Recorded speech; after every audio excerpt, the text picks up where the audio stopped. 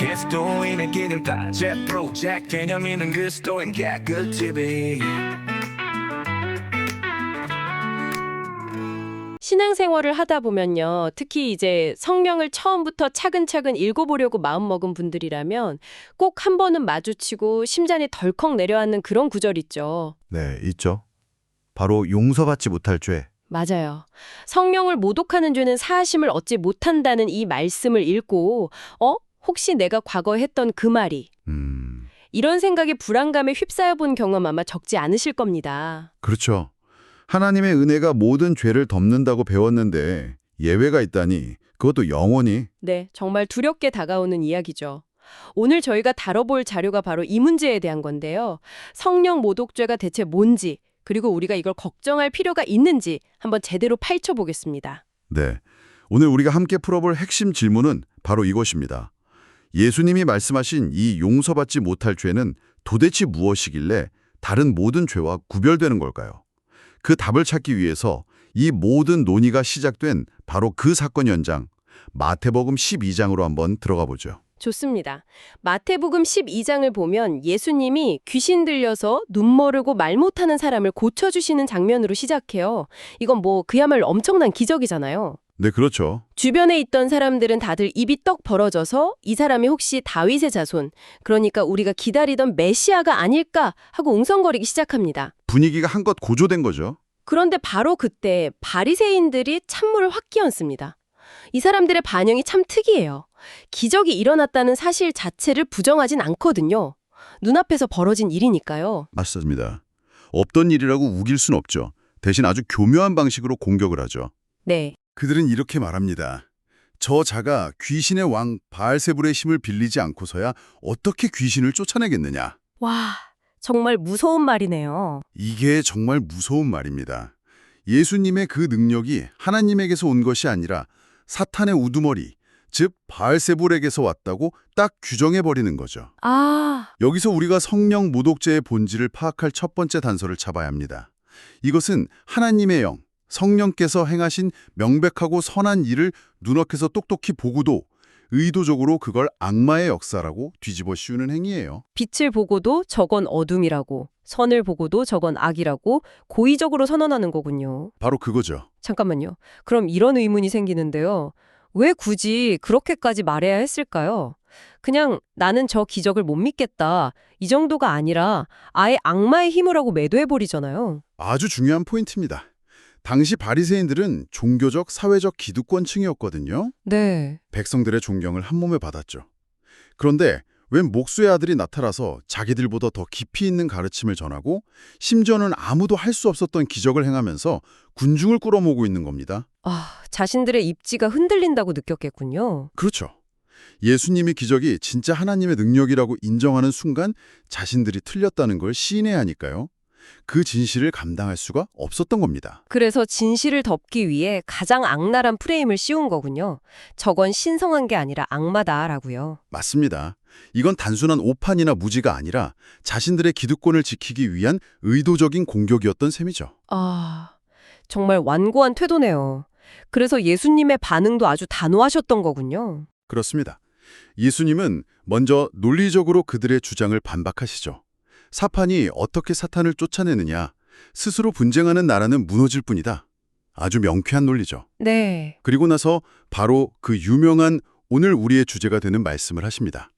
사람에 대한 모든 죄와 모독은 사하심을 얻되 성령을 모독하는 것은 사하심을 얻지 못하겠고 네. 누구든지 말로 인자를 거역하면 사하심을 얻되 누구든지 말로 성령을 거역하면 이 세상과 오는 세상에서도 사하심을 얻지 못하리라. 바로 이 부분이 많은 분들이 혼란스러워하는 지점이에요.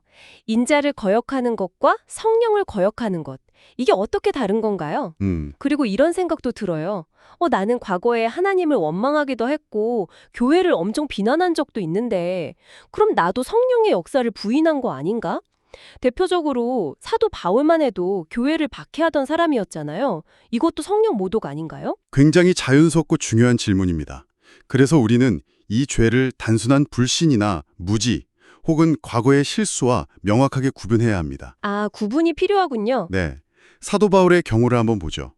그는 나중에 자신의 과거를 회상하면서 이렇게 고백합니다. 내가 믿지 아니할 때에 알지 못하고 행하였음이라. 알지 못하고. 네, 즉 무지와 불신 속에서 저지른 일이었다는 겁니다. 바울은 자기가 하나님을 위해 가장 큰 열심을 내고 있다고 굳게 믿었어요. 그랬죠. 예수가 하나님의 아들이라는 진리를 몰랐기 때문에 교의를 박해하는 것이 하나님을 섬기는 길이라고 착각했던 거죠. 또 거부한 것이고 사울이었던 바울은 예수가 누구인지 제대로 알지 못하는 상태에서 행동했다는 거네요. 정확합니다. 바리새인들은 무지하지 않았습니다. 그들은 구약 성경의 전문가들이었고 메시아에 대한 예언을 누구보다 잘 알고 있었어요. 그렇죠. 그들은 예수님의 가르침을 들었고 그분의 기적을 자기 눈으로 똑똑히 봤습니다. 모든 증거와 정황이 이 사람은 하나님께로부터 왔다는 사실을 가리키고 있었죠. 그런데도 그런데도 그들은 그 모든 증거 앞에서 진리를 받아들이는 대신 자신들이 아는 모든 지식과 증거를 동원해 진리를 거부하기로 선택한 겁니다. 선택이요. 네, 이것이 바로 알면서도 고의적으로 완고하게 진리를 대적하는 태도입니다. 단순한 지적 불신을 넘어서 마음의 중심에서부터 나오는 의지적인 반역인 셈이죠. 그렇다면 여기서 한 걸음 더 들어가 보죠. 바리새인들이 그 순간에 그렇게 말했다고 해서 그들의 상태가 그 자리에서 영원히 확정된 걸까요? 혹시 그들 중 누군가가 나중에라도 내가 그때 잘못 생각했구나 하고 회개했을 가능성은 없는 건가요? 그 질문이 이 죄의 본질을 더 깊이 이해하게 만듭니다.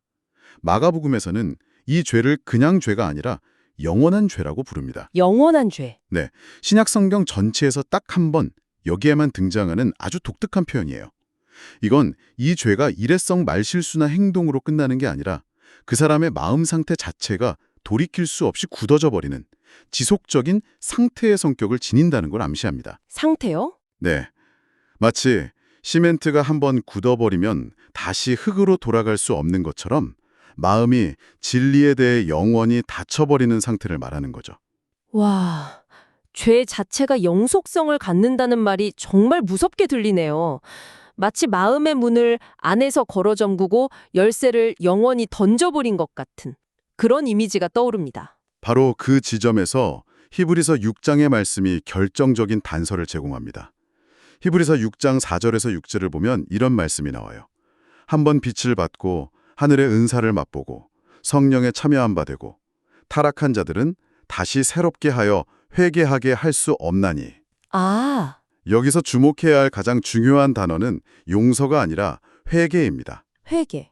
네, 용서하는 것이 불가능하다고 말하지 않고요. 다시 새롭게 하여 회개하는 것이 불가능하다고 말합니다. 이제야 퍼즐이 맞춰지는 것 같아요.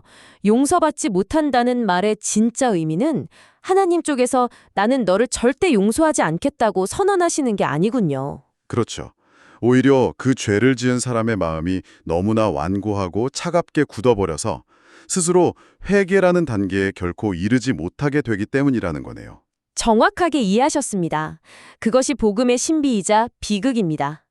복음의 핵심은 어떤 죄라도 회개를 통해 용서받을 수 있다는 것이거든요. 네. 그러나 성령 모독죄는 예수 그리스도라는 명백한 빛을 보고 그 능력을 체험하고 그것이 진리라는 것을 충분히 인지한 상태에서 너무나 완전하고 고의적으로 거부한 나머지 더 이상 자신의 잘못을 인정하거나 돌이키려는 마음 자체가 생기지 않는 영적 상태에 이르는 겁니다. 회개할 마음 자체가 없어지는 거군요. 네. 회개할 마음이 없으니 당연히 용서받을 수도 없는 것이죠. 논리적인 귀결입니다. 출애굽기에 나오는 파라오의 마음이 점점 완악해졌던 것처럼요. 맞습니다. 빛을 보고도 의도적으로 어둠을 선택한 결과 더 이상 빛을 빛으로 인식할 능력 자체를 상실해버리는 겁니다. 그 회개하지 못하는 상태 자체가 하나님의 심판인 셈이죠. 그렇군요. 정리하자면 이 죄는 어떤 특정한 말 한마디나 어떤 특정한 행동 하나가 아니라 진리에 대한 최종적이고 돌이킬 수 없는 거부의 상태라고 볼 수 있겠네요. 네, 바로 그 정착된 고의적인 알매 기반한 거부가 핵심입니다. 자, 그럼 이 모든 논의를 종합해서 지금 이 방송을 듣고 있는 분들께 적용해 보겠습니다. 아마 이 주제 때문에 가장 오랫동안 마음고생 하셨을 분들은 내가 과거에 하나님을 저주한 적이 있는데 내가 한때 교회를 맹렬히 비난했는데 이런 두려움을 가진 분들일 거예요. 맞습니다. 하지만 오늘 우리가 나눈 이야기를 생각해 보면 결론은 아주 명확해집니다. 네, 오늘 나눈 이야기의 가장 중요한 결론이자 여러분을 위한 위로는 이것입니다. 만약 당신이 혹시 내가 용서받지 못할 죄를 지은 것은 아닐까라고 진심으로 걱정하고 있다면 바로 그 걱정 자체가 당신이 그 죄를 짓지 않았다는 가장 강력한 증거입니다. 그 걱정 자체가 증거라니 정말 역설적이면서도 큰 위로가 되네요. 생각해 보세요. 성령 모독의 죄, 즉 마음이 완전히 굳어버린 상태에 이른 사람은 자신의 죄에 대해 슬퍼하거나 걱정하지 않습니다. 아, 회개할 필요성 자체를 느끼지 못하니까요. 그들에게 죄는 더 이상 죄로 느껴지지 않고 진리는 더 이상 진리로 보이지 않습니다. 양심이 무감각해지는 거군요. 그렇죠. 화인 맞은 것처럼요. 따라서 지금 던져야 할 진짜 질문은 과거에 내가 무슨 말을 했는가가 아닙니다. 진짜 질문은 이것입니다. 지금 내 마음에 회개하고 싶은 마음이 있는가? 예수님께로 돌아가고 싶은 마음이 있는가? 와, 정말 중요한 관점의 전환이네요. 우리의 시선을 과거의 행위가 아니라 현재 내 마음의 상태에 고정시켜야 하는군요. 그렇습니다. 만약 당신의 마음에 당신의 죄를 뉘우치고 하나님께로 돌아가고 싶은 마음이 아주 작은 불씨만큼이라도 남아있다면 당신은 결코 용서받지 못할 죄를 지은 것이 아닙니다. 아, 당신의 마음은 아직 부드러우며 성령께서 당신을 부르시는 그 음성에 반응하고 있다는 뜻입니다. 회개하며 믿음으로 나오는 모든 사람의 모든 죄는 그것이 과거에 얼마나 흉악하고 더러웠을지라도 예수 그리스도의 보혈로 눈처럼 희게 씻어질 수 있습니다. 이것이 바로 변치 않는 복음의 약속이죠. 네, 그렇습니다. 오늘 이야기를 통해 용서받지 못할 죄에 대한 오랜 불안감이 시원하게 해소되셨기를 바랍니다. 이 죄는 부주의한 말실수나 과거의 불신앙적 행위가 아니라 명백한 진리를 대면하고도 의도적으로 그리고 최종적으로 거부해서 회개 자체가 불가능해진 완고한 마음의 상태를 의미한다는 것, 이것만 기억하셔도 큰 도움이 될 것 같습니다. 그리스도인의 개념 탁자 프로젝트 개념 있는 그리스도인 캐릭TV 좋아요 구독 알람 설정하시면 복음 전파에 큰 힘이 돼요. 복음 전파에 큰 힘이 돼요. 복음 전파